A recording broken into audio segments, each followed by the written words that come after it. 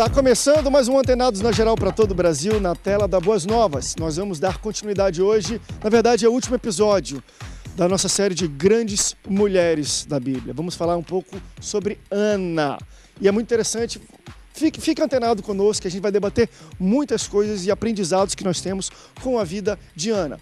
Para a gente falar um pouco sobre as mulheres, as grandes mulheres da Bíblia, principalmente, especificamente Ana, recebo ele que é pastor da Igreja Jardim Alcântara, em São Gonçalo, também é pós-graduado em Teologia e é advogado, pastor Walter Miranda. Pastor, bem-vindo ao Antenados na Geral. Obrigado, prazer estar aqui, que Deus abençoe a todos, que sejamos ricamente abençoados também como instrumento de Deus para abençoar todo telespectador.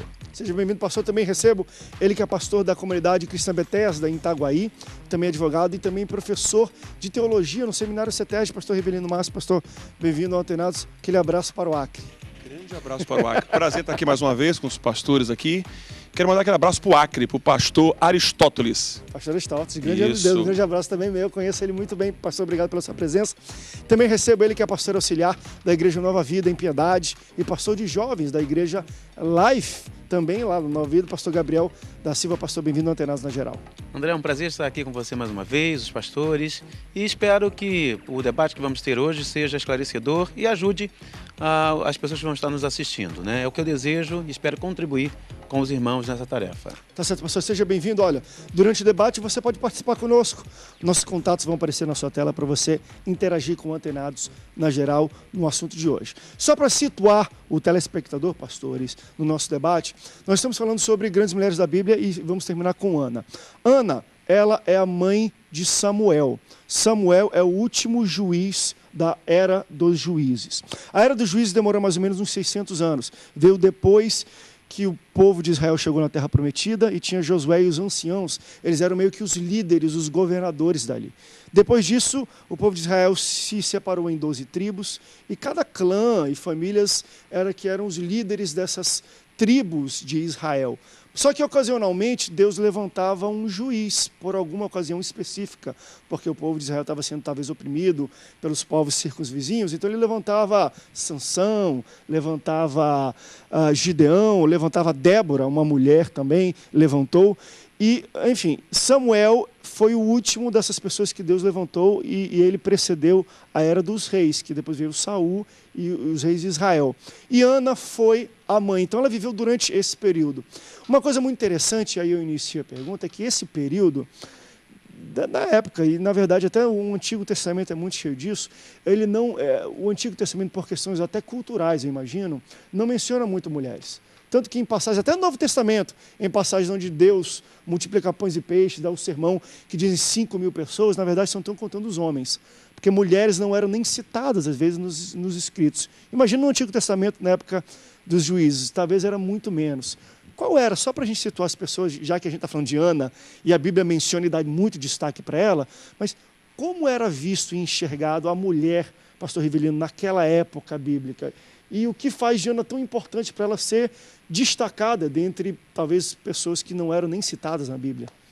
Ana faz parte de um conjunto de mulheres que não tinham muito valor. Estou falando para a sociedade, né? A gente pode citar de Sara, Ana e etc. Tinha um estigma antigamente com a mulher, ainda mais que Ana não podia ter filhos, que era um estigma maior ainda. Eu consigo comparar isso, André, aos dias de hoje. Por exemplo, algumas igrejas não valorizam o trabalho feminino. E eu fico olhando para a minha igreja, se não fossem as mulheres na minha igreja. Eu já até pedi para algumas mulheres participar do grupo de homens, para ver se incentivavam o grupo de homens. Boa ideia. Mas algumas igrejas ainda, elas ainda tiram esse poder da mulher. Eu conheço igrejas que a mulher não pode subir no púlpito. Eu conheço igrejas que as mulheres não podem falar no microfone. Eu conheço igrejas que as mulheres são colocadas em um lugar, os homens são colocados em outro, ainda tem esse estigma ainda. Mas na época de Ana, aqui, eu estava lendo em casa o texto citado, que me pediram para dar uma lida. Então, assim, Ana tinha um estigma. Só, André, que quanto mais dificuldade Ana teve, mais ela foi usada por Deus. Não sei se esse é o segredo de Deus, porque para entender a mente de Deus é complicado, né? Mas, assim, Ana tinha tudo para não dar certo, e deu certo. Ana tinha tudo para não ter louvor a Deus e dava louvor a Deus. Ana não tinha tudo para não dar nada para Deus e deu o filho dela. Que aí eu diria que Samuel, o filho de Ana, foi juiz. Tudo que ela não tinha, na verdade. Tudo que ela não tinha. ela reagiu de maneira contrária. Eu tenho uma mensagem que eu falo de Ana o seguinte, que Ana tinha tudo para ser uma mulher para dar errado. E deu certo. Às vezes nós também temos tudo para dar errado e damos certo quando nós entendemos quais são os planos de Deus para a nossa vida. Não há nada que Deus não possa reverter, nada que Deus não possa mudar. Amém. Então, a gente vai, no decorrer, a gente vai falar um pouquinho mais sobre isso. Pastor Walter, qual é o seu entendimento até sobre isso, sobre as mulheres nesse tempo e o que faz de Ana tão especial, que ela é citada e destacada? Fazendo a relação do nosso tempo de Ana, eu vejo da seguinte maneira: tem 3 tipos de mulheres. Aquela mulher mãe, aquela mulher que tem filhos e tem por ter, não tem nenhum compromisso. Aquela mulher que tem filhos e educa os seus filhos pensando no nome da família, pensando no nome dos pais.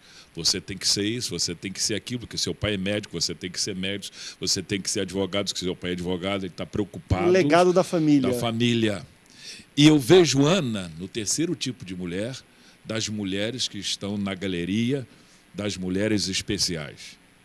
Eu vejo Ana como aquela mulher que num tempo do Israel viveu numa verdadeira tragédia. A realidade é essa. O sumo sacerdócio numa verdadeira decadência moral.